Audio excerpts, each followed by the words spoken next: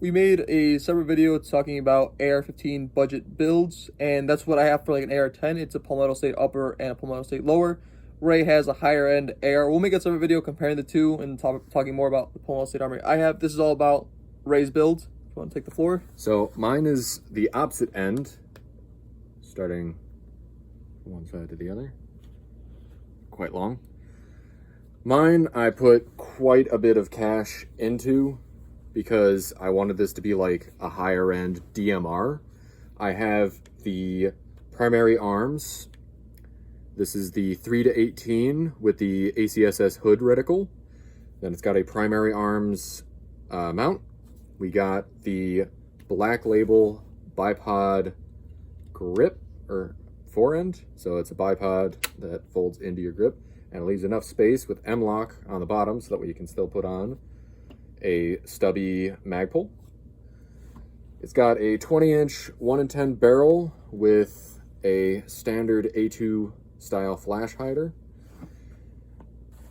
It isn't expensive for the flash hider, but the A2 is probably one of the best in my opinion. I've never had any problems with it. It works. It does what it's supposed to.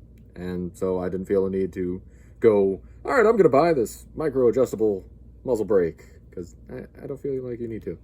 Then we got the Live Free billet upper and lower, and these are precisely machined, and then they cut them separate, so the lock work between the two is rock solid, no wobble at all.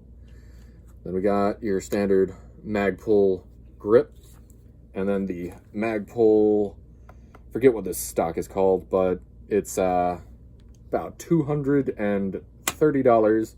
And the reason I wanted this was because it has the cheek riser, the adjustable length of pull, and it's got the, see if you can zoom in on that, the M-lock, so that way you can put a monopod on the bottom so you can adjust that as well.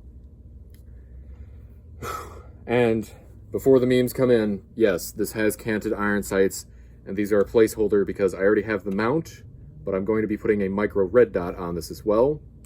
But I wanted something to sort of offset with the 3-18 because this thing has a wonky eye relief that you need to be like right up on, and it is not very conducive to short range combat. And some of you are like, it's a DMR. What are you talking about? Well, if I ever need to, I only need one gun. And that's kind of my philosophy on a lot of things. I don't want to have 3 separate AR-10s. Nickel boron bolt carrier group. Right in there. From, I believe it was Fail Zero. So, a lot of the stuff that I put into this was trying to build, I wanted to build once and then build it right. And I've seen people build a rifle 4 or 5 times over and over, and I didn't want to do that with this. I bought every single part of this the way it was and put it together because I wanted it to be this specific rifle type / this specific rifle in general. Oh, one thing that I didn't mention, the trigger was, I believe, I don't remember the brand, but it's a custom, I believe I got it from Midway USA, and it came with 2 springs. One is a 4-pound, the other one is a 6-pound, and I got the 4-pound spring in there right now. But that one is stainless. So, anything you think I missed? No, and it was great to shoot, very accurate. Oh yeah. Maybe very jealous, maybe want to upgrade my AR-10, but I mean, I put a lot of work, and overall, I mean, just the Black Label bipod alone, which is a pain in the ass to install, I'm telling you now, because I thought I had the right gas block. You need a super low gas block for this thing. I'm warning you now. But, it's mostly my fault that it was a pain. Anyway, this is $500 for this handguard, all because it has a fancy schmancy bipod in there. Do you need that? No, but I'm trying to go with super sleek and sexy, and expensive because I'm an idiot with too much disposable income and I like guns. No, it's fair. It's fair. Just kind of how it goes sometimes. But add it all together, I probably got over $2,000 into this rifle, whereas you spent how much on your upper and lower? I don't remember how much I spent exactly on like I don't remember because I bought them separately over the course of like 3 months, but it was just upper and lower. And I think it was like under like or around like 550.